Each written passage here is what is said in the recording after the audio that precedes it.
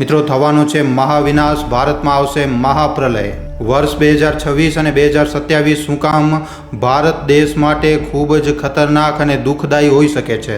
ભવિષ્ય મલિકામાં ભારતના વિષયમાં એવું તે શું કહેવામાં આવ્યું છે કે હરેક વ્યક્તિ આજે હેરાન છે। કોરોના મહામારી પછી હવે કઈ બીજી નવી મહામારીની ચપેટમાં આપણો ભારત દેશ આવવાનો છે। કેવી રીતે ભારત દેશ પૂરી રીતે જલમગ્ન થઈ અને પોતાનું અસ્તિત્વ ગુમાવી શકે છે। આ બધી ઘટનાઓની શરૂઆત કેવી રીતે થશે અને આનાથી બચવાના ઉપાય શું છે।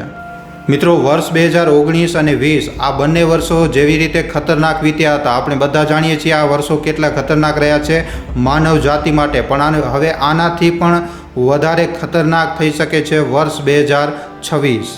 2019-20 દરમિયાન કોરોના મહામારી દરમિયાન લાખો કરોડો લોકોએ પોતાના જીવ ગુમાવ્યા। ઘણા બધા લોકોએ પોતાના સગા સંબંધીઓને ખોઈ નાખ્યું। લોકો જે હતા એ એકદમ કીડી માકુડાની જેમ મરતા ગયા। આજે પણ આપણે એ સમયને યાદ કરીએ છીએ તો મિત્રો રૂવાટા ઊભા થઈ જાય છે, કેવી રીતે આપણે બધા ઘરમાં બંધ રહી ગયા હતા। પણ આ જે સમય હતો એ તો માત્ર એક ટ્રેલર હતો। ભારત હજી આનાથી પણ વધારે ખરાબ સમય જોવાનો છે, અને આવું અમારું કહેવું નથી, પણ દિવ્ય ગ્રંથ ભવિષ્ય મલિકાનું કહેવું છે। ભવિષ્ય મલિકા ખાલી એક સાધારણ પુસ્તક નથી, પણ ભવિષ્ય જાણવાનો એક જરિયો છે। ભવિષ્ય મલિકાની હજી સુધી એક નહીં પણ અનેકો ભવિષ્યવાણીઓ સાચી સાબિત થઈ ચૂકી છે, અને આ ભવિષ્યની દૂરદ્રષ્ટિને જોવાવાળા અને આ પુસ્તકને લખવાવાળા સંત અચ્યુતાનંદ દાસ મહારાજજી, સંત અચ્યુતાનંદ દાસ મહારાજજી ઓડિશાથી તાલુક રાખે છે। આપણે આગળના ઘણા બધા વિડીયોમાં અચ્યુતાનંદ દાસ મહારાજ વિશે વાત કરી ચૂક્યા છીએ। એમના દ્વારા ભવિષ્ય મલિકામાં ઉતારવામાં આવેલું જ્ઞાન હરેક વ્યક્તિને વિચારવા માટે મજબૂર કરી નાખે છે કે આવું કેવી રીતે બની શકે છે। બધા લોકો વિચારવા ઉપર મજબૂર થઈ જાય છે કે આ ઘટના વિશે કેવી રીતે 500થી 600 વર્ષ પહેલાં એક વ્યક્તિએ આ બધી ઘટનાઓ વિશે લખી નાખ્યું હતું। પણ મિત્રો, આવી રીતની દૂરદ્રષ્ટિ સંત અચ્યુતાનંદ દાસ મહારાજજી પાસે હતી, અને આ જ દિવ્ય દ્રષ્ટિના આધારે સંત અચ્યુતાનંદ દાસ મહારાજજીએ 2026 અને 2027માં ભારતને સાવધાન કર્યું છે। 2026-27માં ના તો ખાલી નવી મહામારીઓનો જન્મ થશે, પણ આપણો ભારત દેશ મોટી પ્રાકૃતિક આફતોનો પણ સામનો કરશે, અને આ બધી ઘટનાઓની નીવ રાખવામાં આવશે વર્ષ 2025માં, પણ એના પછી 2026 અને 27માં આ બધી ઘટનાઓ એક વિકરાળ રૂપ ધારણ કરી લેશે, અને એના પછી આ મુસીબતોનો સમય ક્યારે ખતમ થશે એની જાણકારી કોઈને પણ નથી। પણ હા મિત્રો, આ બધી ઘટનાઓની શરૂઆત કેવી રીતે થશે આ અમે તમને ભવિષ્ય મલિકાના આધારે જણાવી શકીએ છીએ।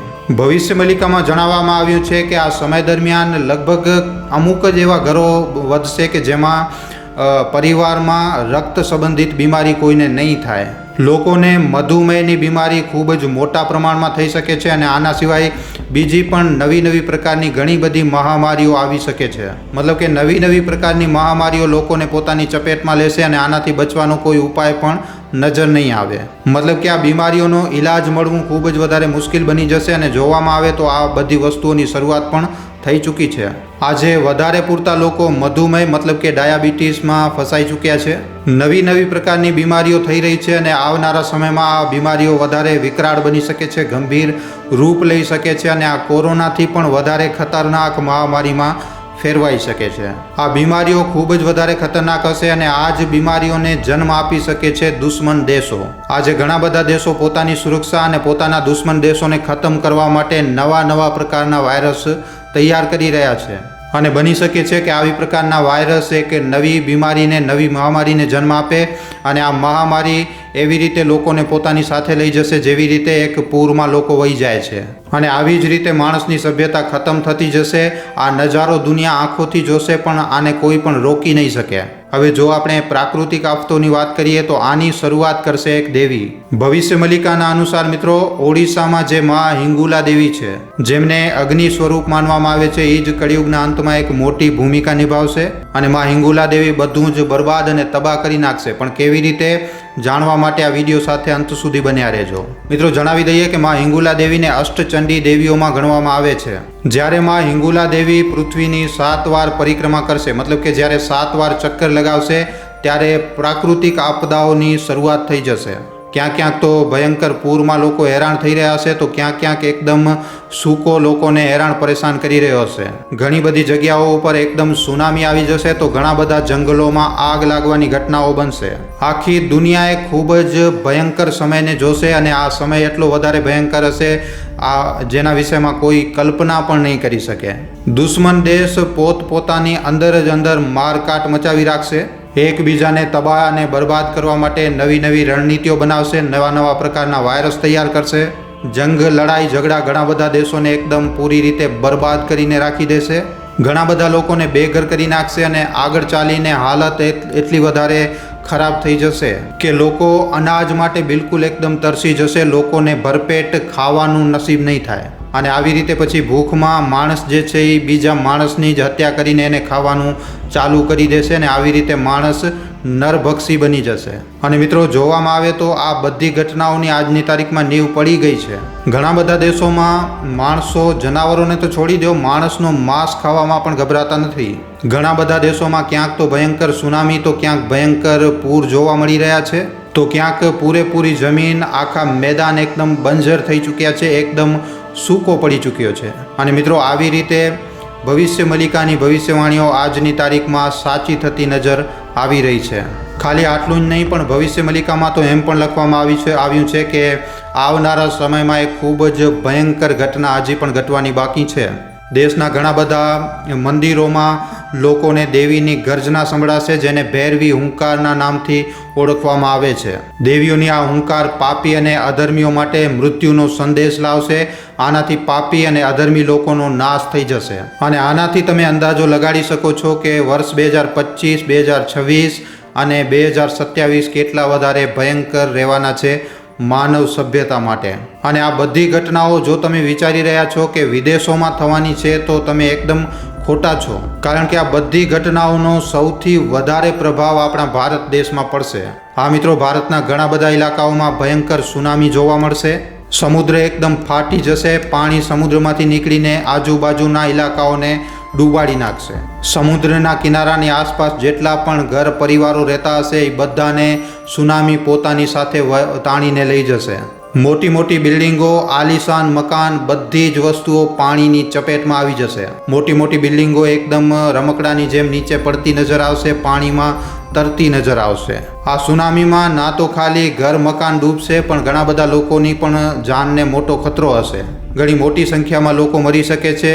સાઉથ ઇન્ડિયામાં આવનારા સમયમાં જે શહેરો છે, બોમ્બઈ, સુરત અને એમની સાથે સાથે પૂરેપૂરો સાઉથ ઇન્ડિયા જે છે એ ખતમ થઈ શકે છે. વેસ્ટ બંગાળ, બાંગ્લાદેશ અને આની આજુબાજુના બધા શહેરો એકદમ તબાહ થઈ શકે છે. એટલી ભયંકર લહેરો ઉપડશે કે પોતાની સામે આવનારી મોટીમાં મોટી વસ્તુઓને એકદમ બરબાદ કરીને ચાલશે. અને આ જે સુનામી છે એ જોવા મળી શકે છે વર્ષ 2027ની આસપાસ. અને ખાલી આટલું જ નહીં, પણ ઘણા જાણકાર વ્યક્તિઓએ એવો પણ અનુમાન લગાવ્યો છે કે વર્ષ 2027 સુધી જ ત્રીજો વિશ્વયુદ્ધ પણ થશે. મતલબ કે ત્રીજા વિશ્વયુદ્ધની શરૂઆત થઈ જશે. મતલબ કે એક બાજુ તો પ્રાકૃતિક આપદાઓ અને બીજી બાજુ મહાયુદ્ધ. આવી રીતે વર્ષ 2027 સુધી ભારત એક ખૂબ જ મોટી મુસીબતમાં ફસાઈ શકે છે.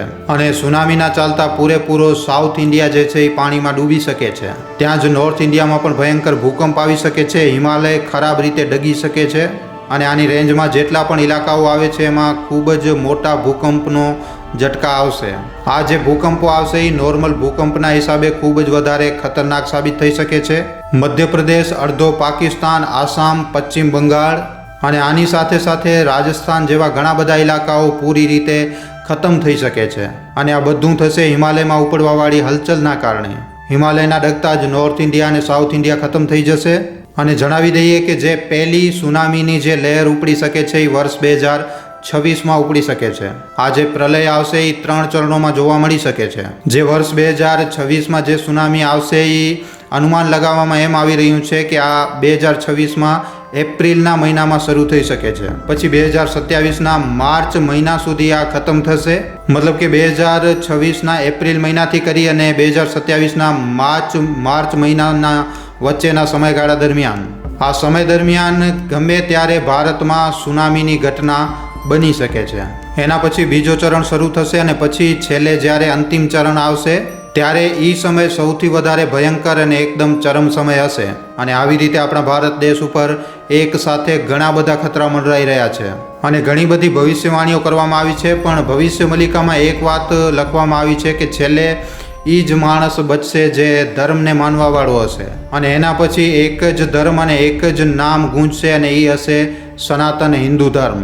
હા મિત્રો, કોઈ પણ ધર્મ આ દુનિયામાં બચશે નહીં. ખાલી અને ખાલી સનાતન ધર્મ અને સનાતન ધર્મને માનવાવાળા લોકો આ દુનિયામાં બચશે અને ભગવાન કલ્કીના અવતાર પછી કળિયુગનો વિનાશ થશે અને સતયુગની સ્થાપના થશે અને ફરી એકવાર લોકો એક સત્યની દુનિયામાં, એક શાંતિની દુનિયામાં ફરી એકવાર પોતપોતાનું જીવન ભગવાનના ચરણોમાં સમર્પિત કરશે. પણ આ યુગમાં ખાલી એ જ લોકો પહોંચશે જે ભગવાનના માર્ગ ઉપર ચાલશે, જેમના મુખમાંથી હરિનો નામ નીકળી રહ્યો હશે, જે સત્યના માર્ગ ઉપર ચાલીને ધર્મ કર્મ કરી રહ્યા છે. જે લોકો ખરાબ કૃત્યોથી દૂરી કરી લેશે એ જ લોકો સતયુગમાં પ્રવેશ કરશે. તો એટલા માટે આજથી જ ભગવાનની ભક્તિમાં ડૂબી જાઓ, કારણ કે સંકટનો જે સમય છે એ ખૂબ જ વધારે નજીક આવી ચૂક્યો છે. આશા રાખીએ છીએ કે આજનો આ વિડીયો તમને પસંદ આવ્યો હશે. આ વિડીયો તમને કેવો લાગ્યો છે નીચે કોમેન્ટ સેક્શનમાં લખીને જણાવવા ખાસ વિનંતી. મિત્રો, તમારા માટે એક સારા વિષય ઉપર વિડીયો બનાવવામાં અમને ઘણો જ સમય લાગી જાય છે. માટે આ વિડીયોના બદલે અમે તમારા પાસેથી એક લાઇક અને એક શેરની આશા જરૂર રાખીએ છીએ, કારણ કે તમારી એક લાઇક અને એક શેર અમને આવા જ જાણકારીસભર વિડીયો બનાવવાની પ્રેરણા આપે છે. માટે જો આ વિડીયો તમને પસંદ આવ્યો હોય તો આ વિડીયોને લાઇક કરીને તમારા મિત્રો અને પરિજનો સાથે શેર કરવા ખાસ વિનંતી. અને જો તમે અમારા ગુજરાતી દુનિયા નામના યુટ્યુબ ચેનલ ઉપર પહેલીવાર આવ્યા છો તો હમણાં જ આ ચેનલને સબસ્ક્રાઈબ કરી લેજો. સબસ્ક્રાઈબ કર્યા બાદ બાજુમાં જે બેલ આઇકન, જે ઘંટડીનું નિશાન આવે એને દબાવી નાખજો, જેનાથી અમારા દરેક વિડીયોની જાણકારી તમને નોટિફિકેશનના માધ્યમથી મળતી રહે. આખો વિડીયો જોવા બદલ આભાર. હવે આપણે મળીશું એક આવા જ નવા જાણકારીસભર વિડીયોમાં. ધન્યવાદ.